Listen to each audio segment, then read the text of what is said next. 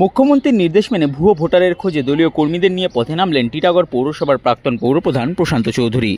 নিশিদিন hospital, অর্থ সব নয়, পরিষেবাই আসল কথা। ঠিকানা রবীন্দ্রপল্লী, কল্যাণী হাইরোড, ওয়ার্ল্ডস মোড়ের নিকটে। যোগাযোগ 8617781276। মুখ্যমন্ত্রীর নির্দেশে ভুয়ো ভোটার ধরতে বা টিটাগড়ের পথে নামলেন টিটাগড় পৌরসভার প্রাক্তন পৌরপ্রধান তথা 16 নম্বর ওয়ার্ডের পৌরপিতা প্রশান্ত চৌধুরী দলীয় কর্মী সমর্থকদের সঙ্গে নিয়ে গোপাল কলোনি এলাকার বাড়িতে বাড়িতে গিয়ে ভুয়ো ভোটারের খোঁজ চালালেন প্রাক্তন পৌরপ্রধান স্বয়ং। পাশাপাশি তিনি ওই এলাকার বিভিন্ন ফ্ল্যাটের ঘরে গিয়েও ভোটারদের নির্বাচন কমিশনের পরিচয়পত্রের সঙ্গে এপিক নম্বর মিলিয়ে দেখার পাশাপাশি বিভিন্ন সমস্যার কথা শুনলেন।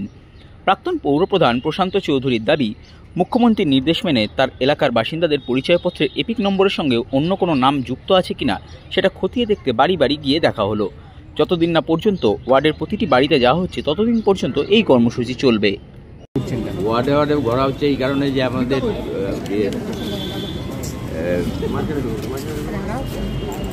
মিটিং করলেন আর কি, সেই মিটিংয়ে দিদি আমাদের একটা নির্দেশ দিয়েছেন যে ভুয়া ভোটার যাদের এখানেও নাম আছে ওখানেও নাম আছে, এরকম ভুয়া ভোটার যেগুলো আছে সেগুলোকে চিহ্নিত করে আমরা ইলেকশন কমিশনকে জানাবো যে এই ভোটারগুলো অস্তিত্ব নেই, হয় এইখানে কাটতে হবে নইলে ওইখানে কাটতে হবে।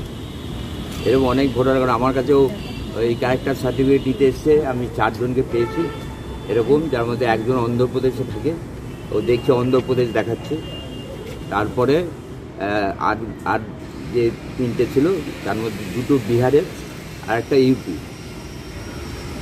এই হচ্ছে এবার ভোটার লিস্ট যেটা আমাদের একটা তালিকা আসছে, তাতে আমরা যতদূর পুরো কাজটাও করতে পারিনি, যতদূর আমরা করেছি তাতে আমরা দেখেছি, আমরা আগেই নেমেছি, দেখেছি যে বহু ভোটার এরকম আছে।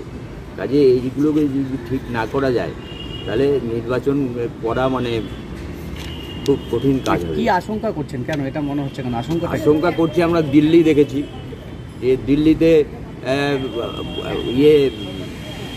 যেখানে আর কি জেতার কথা না, সেই জায়গায় তারা বিপুল ভোটে লিড নিচ্ছে,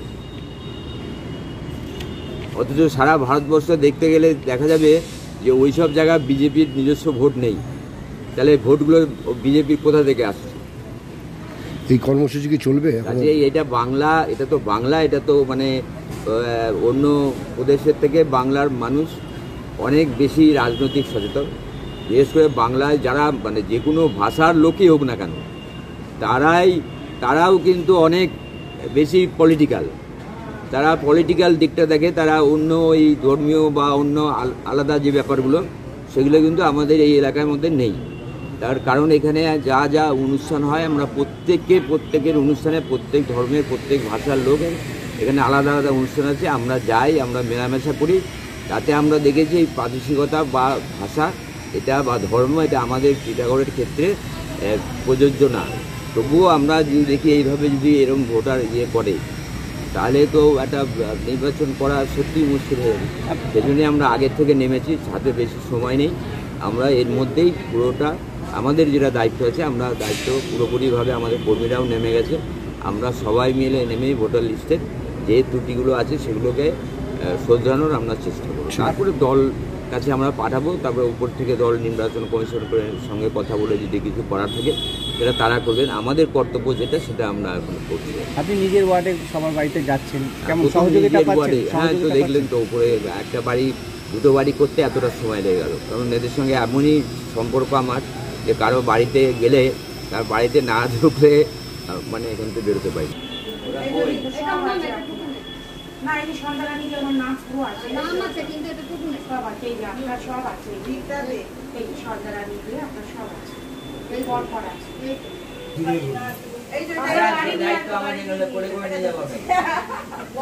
নিশিদিন ডায়াগনস্টিক সেন্টার, এ কমপ্লিট ডায়াগনস্টিক সলিউশন। আমাদের ঠিকানা 144/1 সেন্ট্রাল রোড, আনন্দপুরি, ব্যারাকপুর, কলকাতা 122। আমাদের যোগাযোগ 9875338719। সাধ্যের মধ্যে স্বপ্নের ফ্ল্যাট খুঁজছেন? লাবণ্য গ্রুপের পক্ষ থেকে ব্যারাকপুর হরিসভা মন্দিরের নিকটে সোনাঝুরি আবাসন। থাকছে lift, top floor, set, 0% GST। এছাড়াও থাকছে ব্যাংক লোনের সুব্যবস্থা। ফ্ল্যাট বুকিং চলছে। আমাদের যোগাযোগ 7278200456।